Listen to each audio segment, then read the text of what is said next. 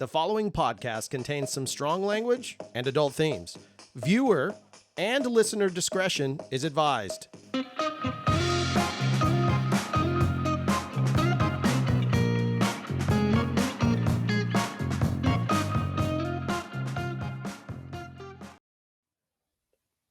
Welcome. Oh, we do it every time. I thought you were gonna go on. I was gonna do the Harry Carey. Oh, go for it. You just jump in. And we're back.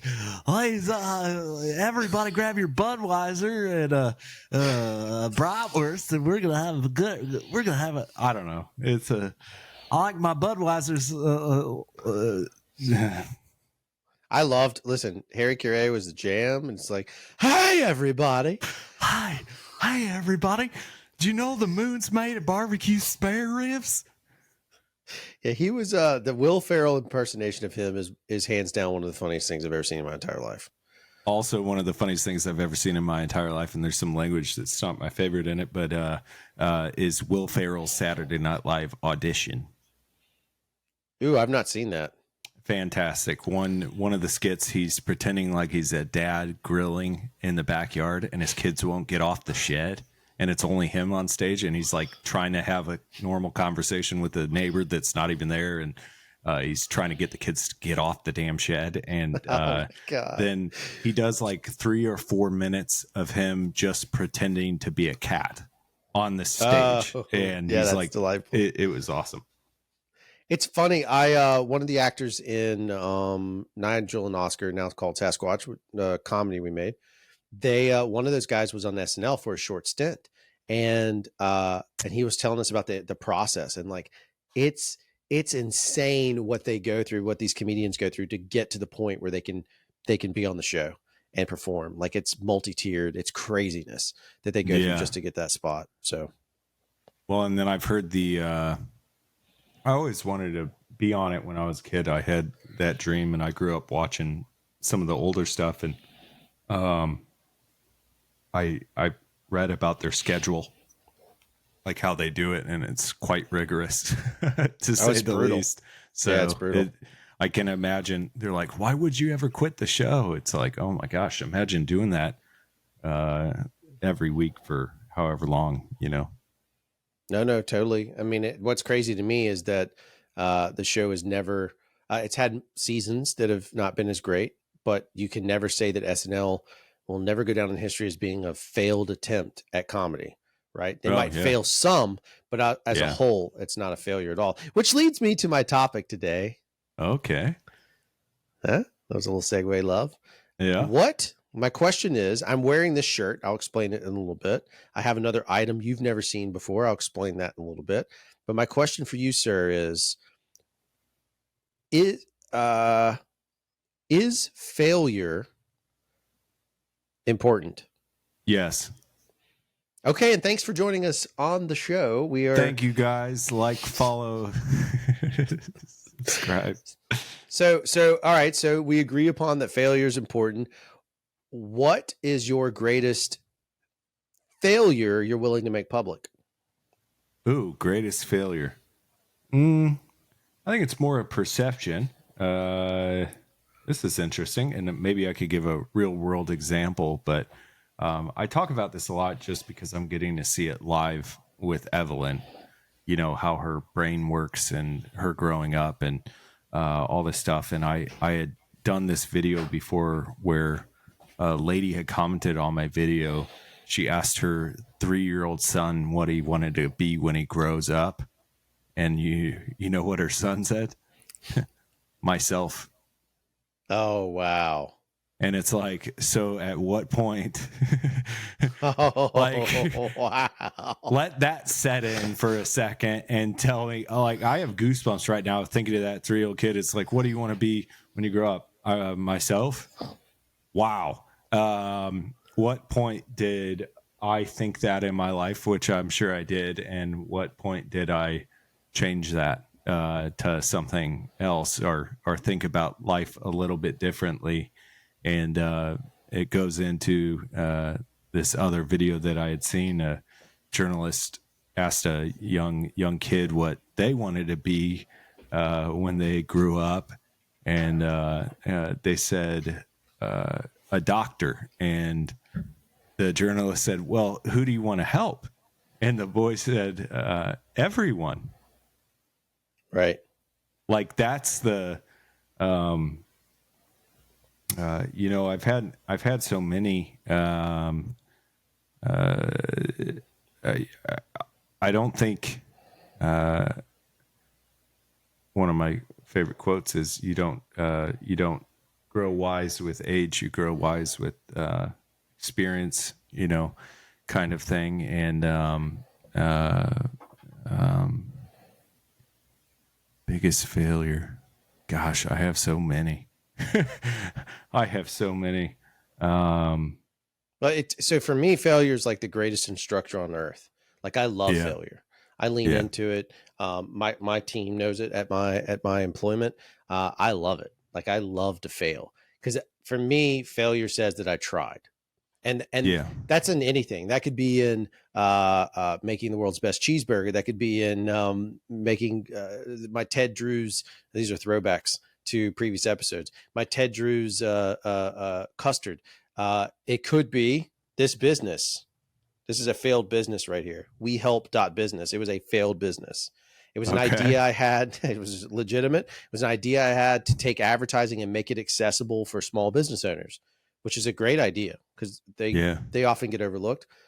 But the reality of it was it became a nightmare for all of us, and it failed. Like it worked for them, but it failed for us. So sometimes it's not necessarily that the failure was that it didn't do what it was supposed to. It worked really well when it worked. But the failure was that too many people, in this case, don't know enough about their own business for us to be able to help them in that sense. Or they don't know enough about advertising, and that's fine. So we had to spend more time educating them. So as a business goes, it was a failure. But I have a big business plan was to educate them.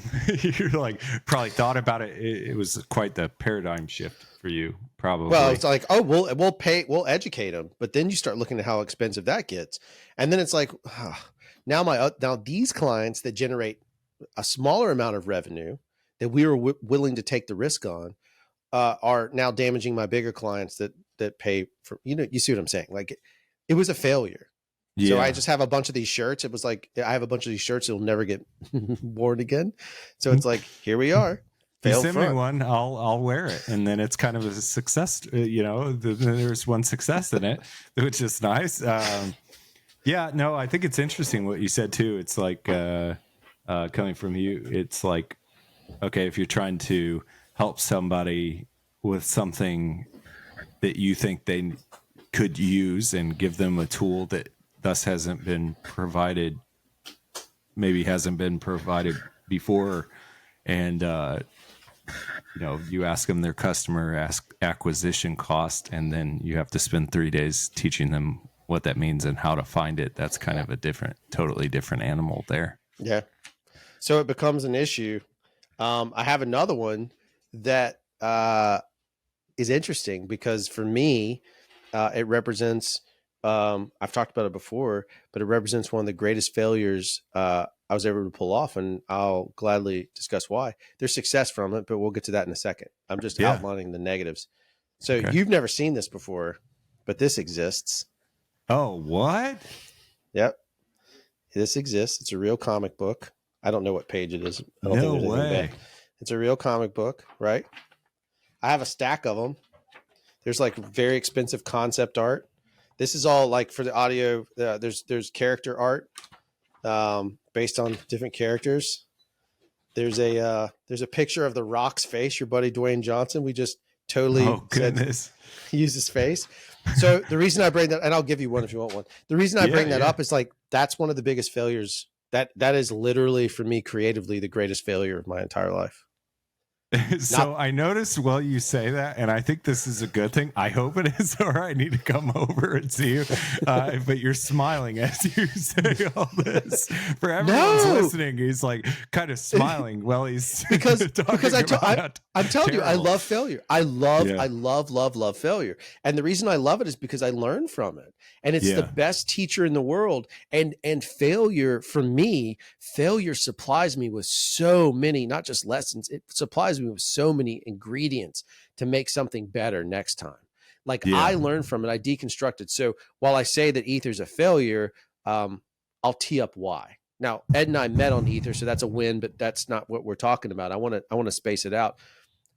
I convinced someone to give me 6 figures, like middle 6 figures, a lot of money, somewhere in that range, to produce a short film that was about, gosh, I think it's about 7 minutes long. You can find it. It's online. We've talked about it before. You can see Ed is in it. It's great. It's something for sure. I paid someone, or they gave me the money to produce that short film. We had multiple Oscar winners. The hair and makeup person, I've talked about this before, but the hair and makeup person was an Oscar winner. Yep. The cinematographer won 2 Oscars for Lord of the Rings. The sound designer has an Oscar for Lord of the Rings or The Hobbit. The makeup, costume. Oh, the production designer, the guy who made how everything looked, was the production designer from Blade Runner. This is Pedigree City. Like, we put it all on the line, and it went absolutely nowhere. It crashed and burned and failed miserably. Like, I literally took 6 figures worth of money and Mr. Beasted it, except I just set it on fire, essentially. Well, and sitting here, because I was able to be a part of it, I'm not sure. It was amazing. I'm not sure how that happened. So, and I'm sorry to say it that way. I want to be honest with you, because I saw it and I was like, holy, I mean, it was similar vibes. And I mean this, different setting, different props, different, all that stuff, but similar vibes I had when I walked around, the barricades onto the set of Jurassic World. Like when you got in there, you're like, holy crap, I'm in another world right now. And you felt it, and it was very real. Well, so that's interesting. So I don't know why it failed. It just didn't catch on, right? It just didn't work. Somewhere I failed, and it was probably in the storytelling process. If I'm being honest about it, I think that's where it was. I didn't make a very compelling argument to audiences why they should be interested in enough to share this on social media or wherever it was, because that was our outlying plan. Again, this is years and years and years ago. So that happens, and that's the biggest failure.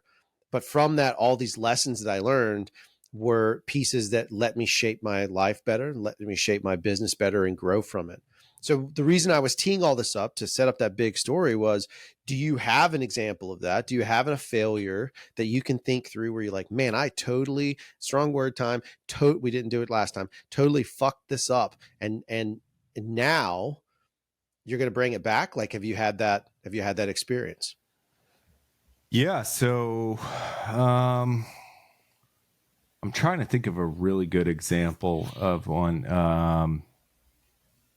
that I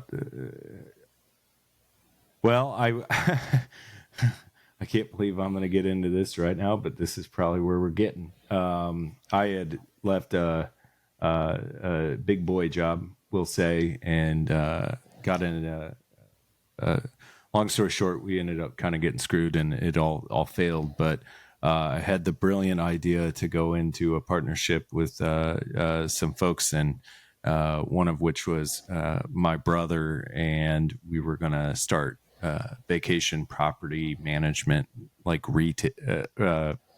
property management and cleaning company up in Gatlinburg, Tennessee. And that resulted in probably the worst. I don't know how long I was there, too long. It's probably 3 to 5 months, maybe. It's really such a blur. And it was the most awful, challenging, exhausting, devastating, terrifying, gut-wrenching, probably months of my entire life, by far. I have never felt so alone in my life than that experience. And it resulted in a massive, massive failure. And I worked so hard. And I think that's an important lesson too. I did everything I could to make sure it didn't end up that way, but it did. And I didn't have control over that. So why were you in Gatlinburg? Why did you guys choose there? Yeah. So, former partner had some properties up there, and we had made the decision that we went up there, and I would stay up there and kind of get things squared away so we could eventually take on more properties, get everything cleaned up, basically. And I've worked with accountants for a long time and CFOs and stuff, and so boots on the ground, but also with that backing of understanding the numbers effectively and being able at the time and willing to grind it out. So I went up there, we went up there and spent some time up there, and then kind of everybody left, and I was left to clean it up effectively. And I caught the cleaners that we had, the people who took care of the property at the time, stealing, and fired all of them. And that's where the journey began of my cleaning cabins in the mountains with the bears. And it was the worst. When I came back from Tennessee, most of my friends didn't recognize me. Wow. Didn't know. Why is that? I didn't have much time to eat. Jesus. And so, and the big thing was, I'm not big on that anyways. Like, I forget if I get busy and stuff, but we were staying at the condo that I was staying at was right next to Dollywood or whatever. And so the first night I'm there, it's like, hey, we're starting our own business. Like, this is cool. Left my big job, and I was the director of revenue, and left my job. And if that was hard, there's no way this could be more hard. And, that first few nights I was there next to Dollywood, the fireworks go off at 9:00 or 10:00, whatever, every night. It's cool. After a few days of that, it's not cool. And then, we had, so I still own a cleaning company down here at the beach. And Josh, who runs a lot of stuff, he's just a killer.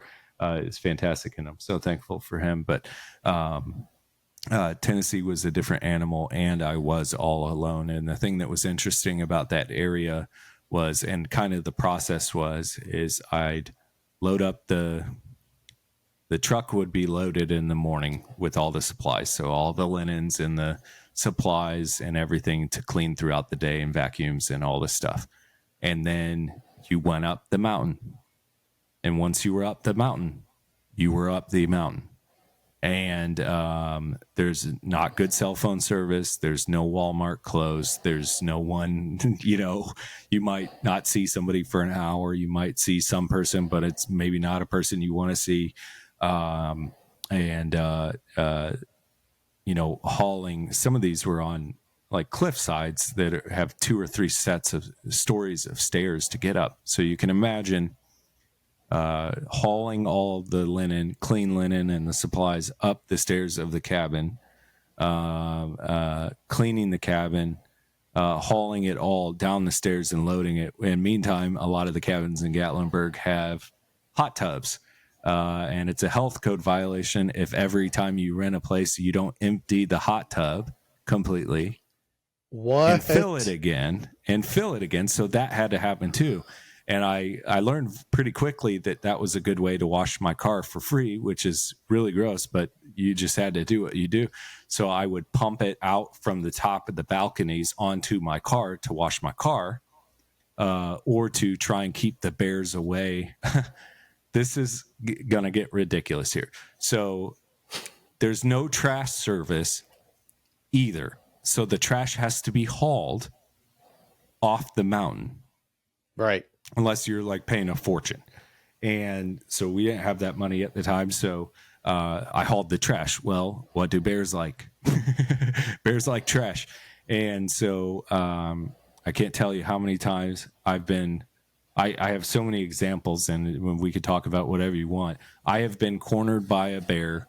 Other than anybody who's cleaned on that same mountain, I've probably been cornered by a bear more than the same people on that mountain, anybody else in their entire life. Because these bears, and I love them, I respect them, I know them, I'll never forget them, but they made my life so hard. you couldn't lock. If I left my truck unlocked, I'd be cleaning, I'd be vacuuming, I'd get done. They'd gotten in my car and ripped the trash out. If I was trying to hide the trash, I have video, Drew, of being cornered and stuff that is nuts that people, I mean, it was so terrifying. And I wasn't super scared of them. I used to carry bear spray until I saw a mama bear get spooked, and I saw how fast something this big went from still to cheetah like. And I was like, I'm never going to carry bear spray. I'm dead already. It doesn't even matter. And yeah, it was terrible. I have a thing with spiders. One of the worst days of my life. I was ready to give up. And it was a really bad situation. And I'm gonna tell, this is the worst. I'll tell it. It's probably the most scared I've ever been in my entire life. Was one day on the mountain in Gatlinburg. This is just awful. But one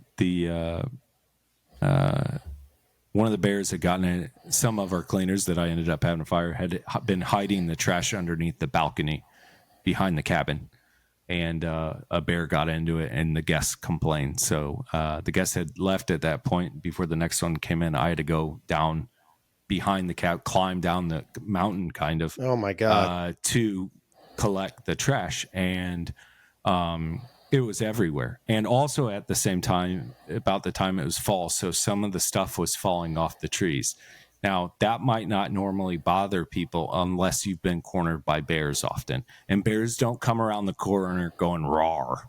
They sound like a twig breaking, or it sounds like something hitting the ground. And so everything is happening around me, and I'm picking up trash. And my biggest fear is spiders. It's hard for me to even talk about it right now because my arms are already going. I move, the thing about the mountain and trash underneath it is every time you move a piece of trash off a mountain, there's a bunch of bugs and stuff underneath it too. And I'm on this really, really steep slope, and I move this piece of trash, and it is the biggest, hairiest, pregnantest, most pregnant spider I have ever seen in my life. I swear to God, I have a picture on my phone.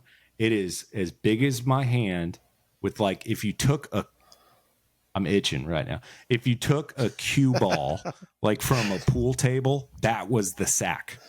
It was that big. God. And I froze, and I couldn't move, and I almost fell forward down the mountain because I was about to pass out, and I quit breathing. Well, I didn't.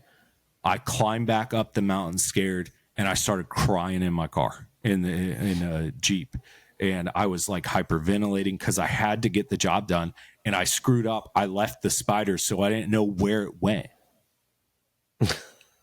So then I like called my brother, and I'm telling my brother the story, and I keep trying to go back down the mountain, and I start getting sick, vomiting. And because it's like, think of your biggest fear. And if you saw the biggest of your biggest fears ever, and you had to deal with it, and you had to face it. And I was able to get him a little bit, some service. And he's like, I guess you just have to do it. And I was like, yeah, I know. I just don't know how I'm going to do it. He's like, I wish I could be there. You just have to do it. And so I'm getting sick. And I make it back up to the Jeep, and I'm putting out the trash bags. I'm pulling trash bags and stuff in my pockets because I'm going to try and get it done as quick as possible. I hang up the phone with my brother. The biggest crack of lightning, probably second biggest now, crack of lightning I've ever heard in my life. And it starts raining. Oh my God. So I'm like, well, maybe I convinced myself spiders are afraid of rain. And so it's going to go hide.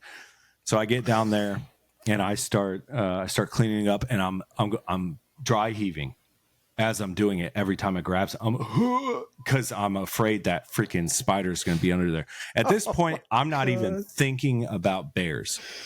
And I'm doing it. I'm getting soaked and everything, and I'm almost done, Drew.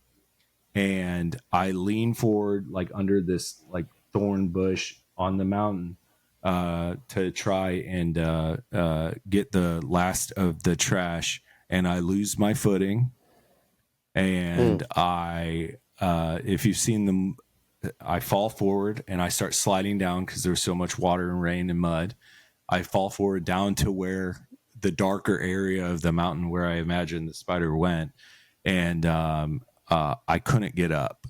And I couldn't get back up the mountain. If you've seen the movie Poltergeist, when I think it's a lady is stuck in the pool. Oh, yeah. Yeah. That's what it was like. And I remember all of the noise that was happening. And I remember trying to scream, but I couldn't scream. Like there was no noise coming out and I was just slipping. And I finally made it up somehow. I was like, F my life. I loaded the trash on the top of the thing. And I think I called my dad. I think I talked to Taylor for a moment, and then I think I called my dad and I told him I had the worst day of my life, and I told him the story, and he's like, well, it'll get better, somehow, and all that stuff. And so this was the process too. So I'm on my way after all of this to the laundry because I have to wash it. I have to wash all the linen from the day still. And I have to go dump all the trash. And then I have to pick up our laundry from the day before and all that stuff. And it had been storming and I saw the sun come out. It was really odd. And it was one of the most beautiful things I've ever seen at that point.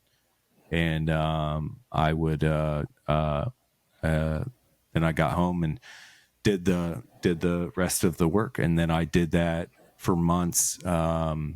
Every day. I got to the point where I'd clean probably 10 to 12 cabins a day, from top to bottom for renters, and then haul the trash and take care of the laundry and all that stuff. And it was terrible. It was hell on earth. But would you say that from that, despite like having gone through it and the failure of that, your other business does well? It sustains. You have Josh, obviously, is a key component. Yeah. But I mean, you had to have taken lessons from that failure and applied it to the new one. There's no way around it. Well, it's exactly. So after that time up there, and it's funny because it's odd too, because I could drive those hills with my eyes freaking closed. Oh, that's scary. And I know where the bears are. I know where they walk. I know what time they come out. I know when they watch the trash. I know where they're going to head next and everything. And I could drive those hills with my eyes closed. And I have so many stories, but what was crazy is after that kind of all went done, when I got back down here, I was like, oh my gosh, if I can do that in the mountains, I can do that at the beach. I can wear flip-flops. There's a Walmart 5 minutes away. There's service. And as far as I know, I haven't seen an effing bear in 10 years. There's no bears. And guess what? You're not cleaning the place. I wasn't worried about sharks because there aren't condos in the water. And so that's kind of how that's how the cleaning company started. Yeah, down here was from the hell that I lived through in a way up in Gatlinburg. And because of Josh, it continues, and because of our amazing crew, and Josh is just amazing. And it took a long time to find someone like him, of course. And we went through a lot together, and we made it through COVID too, barely. So, yeah, out of that failure came something good. I wanted, funny, I used to, before I started my own business, I encouraged people to start their own. Oh no, don't do it. Yep. Exactly. Like anybody that's done it, it's like, you just get ready. And that's one of my things. And I know it's personal, but I think it's important too, is when I get very hyper stressed, I get sick. And having your own company or starting your own company for me, that was every day, all day, in the morning, and then I'd eat a banana, and then later in the afternoon it starts, and then getting ready for bed, and you're thinking about how it's all on you, kind of, no matter what happens, and you just get sick and you do it over and over again. I think I got down to 140 pounds. 140. Yo, okay. Yeah. So Yeah, it's one of those things of it's funny you say that. Like people ask. I remember when I was growing up, my dad was a pediatrician, so I guess to some degree he worked for himself, but he still worked at a hospital. And he would always tell me, he was like, the real thing is to one day own your own business. And I mean, he would always encourage that. And my parents really instilled a great work ethic in me. I grew up shrimping. So I would be on a boat for, 3:00 in the morning, and you're just on the back table because I was a young guy and I was pulling. And so I worked really hard to get to that spot, but man, the way that the world is set up now, in terms of, this is not a political statement, politics are to blame, but the way the world is set up now for a small business owner, man, it's so hard. They've made it harder. And then the stress of the world on top of it is 10 times harder. And the fact is that in some cases, if you're selling a good or an invention, because of manufacturing, it goes overseas. I mean, there's just all this list of negatives and challenges and failures and these things you're going to go through. But it's through those, at the same time, it's the individuals that somehow take that failure, and it may not even be applicable to exactly what they're doing again. In your case, you have a great story but you have a great failure experience of taking the failure of Gatlinburg and applying it to Gulf Shores and completely unlocking a whole new level for you, right? Yeah. Oh yeah. I have failure experiences of business ideas that have failed, that have led to better things. Or recently, this entire failure pivoted to the knowledge I learned from this, pivoted to a great pitch that led me to a better client situation with a big client, like a big national client. But it's not dwelling on it, but we talked about this last week about dumpster diving, but it's the idea of like putting that in the back of your brain to be like, how can I recall that sometime, to like, what was that? What can I look at it in that side?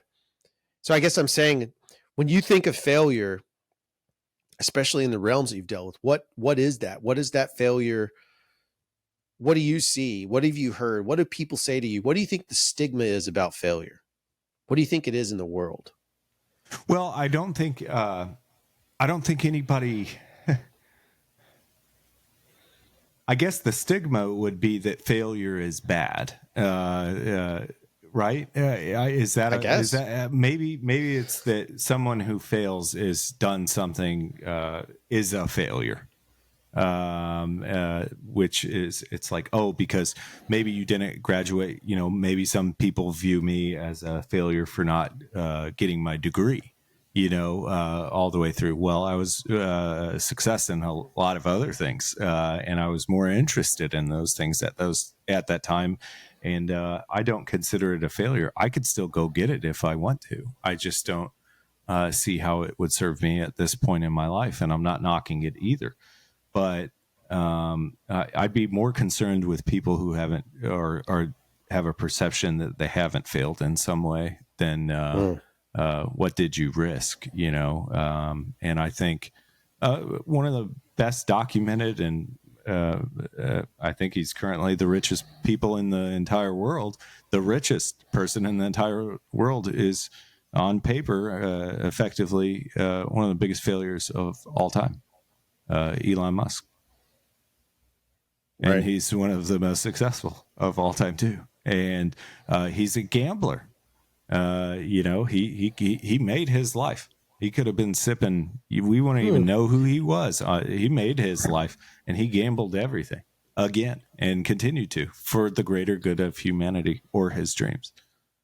It's interesting though, because you're also I'm not comparing you to Elon Musk. I mean, I love you, but no, that rocket do. car, the rocket car you had in your basement was anyway. You like to gamble too. Yes. I wonder if there, this is just general conversation. I wonder if there is a perception amongst, I enjoy the risk. I enjoy risk. I don't necessarily gamble, but I wonder if there's, some of us are predisposed to the acceptance of risk. Gambling is a risk. You're risking money, right? I ride mountain bikes, which is always a risk. Every time I'm on a bike, it's a risk that I'm going to get injured. I saw my buddy today that on a routine ride died on the trail and had to be resuscitated just from a wreck. It wasn't even he wasn't doing anything That crazy. was when? I'm sorry. That was a couple months ago. Oh, I saw him today. I had lunch with him today because he's on his way to the men. But he had a spinal injury. He had a full blown spine injury. Right. That's risk. I wonder if there's a correlation between risk, and the acceptance of failure being an opportunity. Like if you gamble and you're playing blackjack, let's say, and you have 3 hands in a row that are garbage and you lose, those are failures, right? You failed to win. Some of that's luck. Some of that could be skill by, asking for a double down or another card or whatever. Do you think that maybe there's a connection there? Do you think that maybe there's a connection with this idea of risk versus non-risk? Like some people are risk adverse. They don't want to be around it at all. Do you think there's something there maybe to that? Yeah, I think there really is. And it's funny because I love playing blackjack, as my friends know. And I love playing blackjack, but the guys that I love playing with most have their own business. They all do, which is they all do, or they are very close to it being theirs. In a way, they're CFOs or they're up there, or they have a side hustle that they're doing that too, something else too. And I think so Pokemon cards. I love Pokemon. I love sports cards. I love opening a pack. There's nothing like it I just freaking love it. I could do it all day long. And I think it's not so much about the cardboard because I know it's just cardboard. I know it's not worth anything to some people, but it's worth everything to some. And I remember hunting for that first edition Shadowless Charizard when I was a kid. And when I got it, it's like a dream fulfilled. And I lost it in a flood, but so that sucked. But I think gambling in a way or risking is risking for a dream. I think Elon's a dreamer. I think I'm a dreamer. I think people who start their own businesses are dreamers. I think there are people who want to get 9-to-5 jobs, and I think it's fine. We have to have those people. I think sometimes we forget about the people. I was thinking about this last night, how amazing it is that people can be internet influencers. Gag me. I hate saying it, and I know I kind of am one or whatever, but how interesting is it that, for example, it's like I could go and shake my butt and make some money online and get it, a deal or whatever from it. It's like, let's not. Oh, I thought you were talking about OnlyFans. I thought we were the Ed Dudez OnlyFans. Hey, you never know. You never know if stuff gets rough. I think if I don't want to interrupt you or sidebar you, but if your OnlyFans was literally just fans, like fans, that would be amazing. I had this idea where it's like, because everybody's got that dirty fan in their house, where people, like, the only rule about dirty fans is you don't talk about dirty OnlyFans, and we just talk real dirty about our 5-bladed friends that are just naughty, dusty blades of air flow. It's so weird to say. But yeah, people will pay for anything, which I think is interesting. But how important it is that we have the techie nerds, and I say that as a compliment because I am one in a way, but that built the program we could shake our butts on, or how grateful are we for the people who maybe aren't all the risk takers, but they're the ones that are building our damn roads that none of it would be possible without. How many times do we drive by a construction site or get stuck in construction traffic and we're pissed off because it's causing our day, to slow down? How many times do we get caught in the same traffic and say, damn, I'm really thankful for the people who are willing to do this for us? And I wonder how many, I don't mean like automotive car failures, but I wonder how many failures there were when they're trying to figure out how to lay those roads, when they're trying to figure Oh, out how to set that stuff up. Right. And you look at traffic situations, we look at traffic backup in cities, and some city planner did their best, but it was a failed attempt, but it's too late because we implemented the plan. yeah. So that maybe another, when do you think it's wrong to fail? When is it bad to fail? Because we're painting this picture of failure that like, hey, it's not the end of the world, because it's not, right? In some cases. But when do you think it's bad to fail? Being a parent. Ooh. I think, and I don't think that one is so much up to your perception of whether you failed or succeeded. I think it's up to your children. Oof. Which kind of sucks to say. I mean, I'm a new dad, so I'm saying this, and maybe my opinions will change. I am open to evolve, but I also don't want my, I might fail my daughter in ways because she's not happy with it, or maybe I make a bad decision or whatever. But I feel like if 20 years from now, if I asked my daughter if I succeeded as a parent or failed her, and she said failed, that would be my fault, period. End of story. I'm with you. And that's that. And unless she's like crazy or something, but still, I mean, my job is to love her as her father, period. No, I mean, that's accurate. I think that's, I often think about that. I subcategorize those into my relationship as a human male in the rest of the world. Like, I don't want to fail as a male. I think a lot of other men have. I mean, that's why we had an entire thing of Me Too. Every one of those dudes failed. Yeah. Fuck them. Yeah. I don't want to fail in that. I don't want to fail. Like failing to forgive somebody after we've committed to it. That's a bad time to fail. That's a real bad time. If you've given forgiveness, if you've literally given true forgiveness, yeah, you can't really fail on that, because that means you lied to somebody. Yeah, and I'm glad you say that too, Drew, because it really opens an interesting point to like just talking about men, and I think it's important to talk about that too. At what point does a man fail another man, like as a friend or something, when he won't talk about his issues to him? Like if they have them, it's like, well, dude, you don't want to talk about your issues. Like you're failing yourself.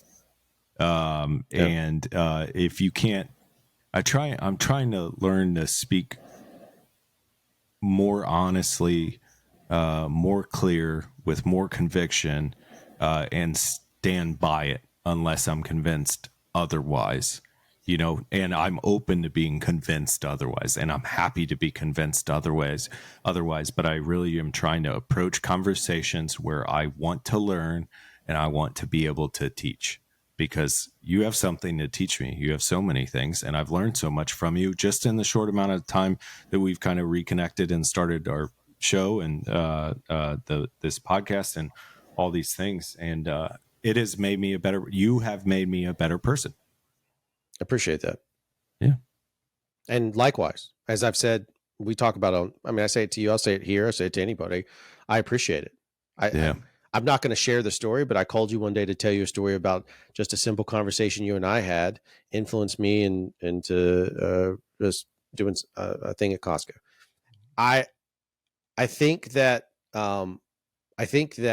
if we speak to for us, the male experience, I think that the failure we often have is that it goes back to a point that I like to say a lot.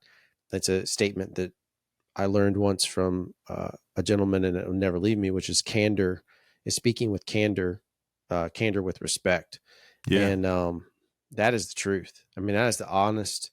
It's hard, man. It's not easy sometimes, because it's scary when you're going to, even because if you really love that guy, your buddy or whatever, and it's male to male combo, or even your spouse, your partner, it doesn't matter who the hell it is. It doesn't matter what gender they are at the end of the day. If it is scary to tell someone the absolute truth. Yeah. Right? And respectfully, that's the key, is the respectfully part, because the respectfully part is the one that prevents you from just being like, Ed, I think that shirt is stupid. Yeah. I don't. It's fine. Yeah. But if you did, or it looked bad on me, and you were like, dude, the shirt kind of looks a little like I probably wouldn't do that if I were you, and these are the reasons why, I'd be like, oh shit, that makes a lot of sense. It'd be like, hey, Ed, why'd you wear a long sleeve shirt to our outdoor podcast? Yeah, that'd be weird. That's the diva in me. I'd rather sweat and look good, baby. That is something only actors have. I do not have that gene. I'm just like, I do. I for sure do. And sometimes bring me to. Yeah. It's funny. I look in my own mirror. I'm like, ooh, I look good. And then I watch it back. I'm like, whatever. But yeah, I think maybe embracing the qualities. It's like, I think if what are the stereotypical concepts of what men care about or think about or what they do with their feelings versus the stereotypical ones that they don't, or what are the true qualities, I think of myself in the situation because I am a man. What are the qualities of a man that I want to possess? I want to serve the best I can, be honest, be disciplined, provide it for myself and others if it's needed, and love and share my feelings because my feelings are important. And I think back to, as I see it now, and I don't have any problem with it, but it's interesting too, because I never would have thought that if you think of me, and it's funny you mentioned Dwayne at the beginning, like I can't think on paper like two more different people, like if you look at us, than Dwayne Johnson and myself. Like that really, I'm fragile. I wear skinny jeans. I'm scared of bears. Dwayne Johnson is a bear. He's giant, and like all these things. And but he's spoken about his struggle with mental health, and after we went back and forth with him on the charity that we were going to choose for a fundraiser that we did, we picked a mental health organization together.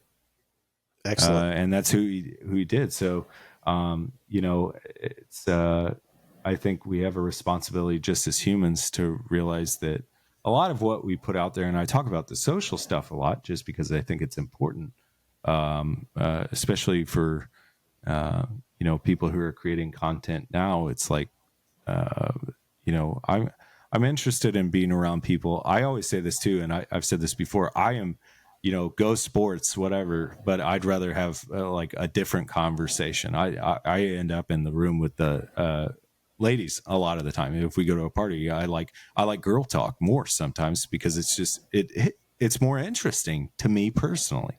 And what they're talking about sometimes is, whereas sometimes when I'm in a room with guys, they're like talking about stuff I don't really understand. I want to, I just don't understand it. And it's never really been that interesting, but I've never been, I'm a guy that, as I grow up and I grow further, I'm more and more comfortable being who I am and the way that I am. And I also see in certain circles and pockets, of friends or something, and speaking of male friends, guys who are more concerned. I'm more concerned growing in here and than trying to prove that I'm bigger than someone else in some way or some physical way. And I'm not talking bad about working out or anything. I think that's a great thing. I just haven't really done it. But it's like the guy that's like, well, I'm this big and you're not going to do that. It's like, yeah, but that goes away.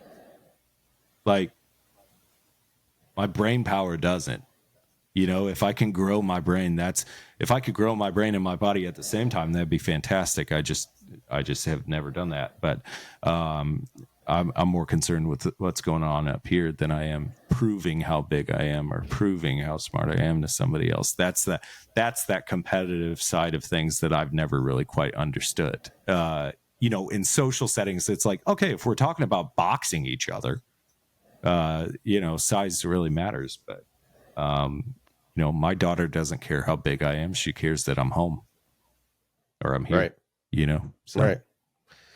Yeah. It's kind of interesting to me as, I'm not a very ego driven guy. I'm an internal ego person. So I have I'm very internalized with my ego.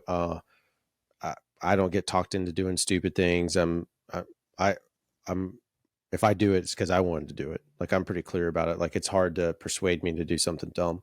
I'm very conscious of my decision making, but that comes from, to circle back to that point, that comes from just really messing up a lot of things, relationships, and currently, and this is not foreshadowing of any danger, but I've been fortunate enough to be married at this point just one time. If I were to ever get remarried for any reason, I would take any of the points of failure from the first one and be able to apply it to my second one.